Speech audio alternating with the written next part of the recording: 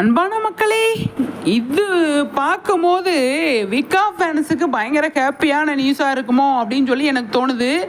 என்ன அப்படின்னு சொல்லி பார்த்தீங்க அப்படின்னா, வெண்ணிலா இருக்காங்க பார்த்தீங்களா, அவங்க பொண்ணு கோலத்தில் இருக்காங்க. பொண்ணு மாதிரி அலங்காரம் பண்ணியிருக்காங்க. கோவிலில் இருக்காங்க, ஐயர் இருக்கார். யாருக்கு என்ன ஃபங்க்ஷன் அப்படின்னு சொல்லி தெரில. ஆனால் வெண்ணிலா நல்ல மனக்கோலத்தில் இருக்காங்கங்க. வேற யார் மாப்பிள்ளையை பார்த்து கட்டி வைக்கிறாங்களா என்ன ஏது அப்படின்னு சொல்லி தெரியல. ஆனால் இது பசுபதி தான் நமக்கு போஸ்ட் பண்ணியிருக்காரு. இந்த இடத்துல விஜய் இல்லை, காவேரி இல்லை, யாருமே இல்லை. இவங்க 2 பேர் இல்லை, மீதி எல்லாம் இருக்காங்க. இவங்க 4 பேர் இருக்காங்க. ராகினி, அப்புறம் வெண்ணிலாவோட மாமா பசுபதி இருக்கார். இந்த போஸ்ட்டே பசுபதி தான் நமக்காக கொடுத்துருக்காரு.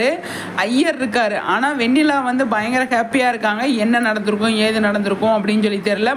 மனக்கோலத்தில் இருக்காங்க. எப்படியோ விஜயை விட்டு வேற கல்யாணம் பண்ணிட்டு போனால் போதும் அப்படிங்கிற மாதிரி தான் நமக்கு இருக்குது. ஆனால் இந்த இடத்துல விஜய் இல்லைங்க, என்னன்னு தெரியல. பார்ப்போம், அடுத்தடுத்து வர இதில் நமக்கு கிடைக்கிறதுக்கு நிறைய சான்ஸ் இருக்குது. விஜயே எடுத்து கல்யாணம் பண்ணி வைக்கணும் அப்படிங்கிற ஐடியாவில் தான் இருக்கார். ஆனால் அவங்க மாமாவை கூப்பிட்டு அவங்க ப்ரெஸ் மீட் வச்சு கொஞ்சம் ஓவராக பண்ணிகிட்டு இருக்காங்க. அதனால் அவர் என்ன மாதிரி முடிவு எடுத்திருப்பார் அப்படின்றது நம்ம வெயிட் பண்ணி தான் பார்க்கணும். இப்போதைக்கு வெண்ணிலா மனக்கோலத்தில் இருக்காங்க. அது கோவிலில் நல்ல விஷயந்தான். நமக்கு விகா ஃபேன்ஸுக்கு நல்ல விஷயந்தான். வெண்ணிலாவுக்கு எந்த மாதிரி இருக்குமோ தெரியாது. ஆனால் விகா ஃபேன்ஸு பயங்கர ஹாப்பி. நான் ஹாப்பி அப்படின்னு தான் சொல்லணும். அந்தளவுக்கு சூப்பராக அப்டேட் கொடுத்துருக்காரு நம்மளோட பசு இல்லையா.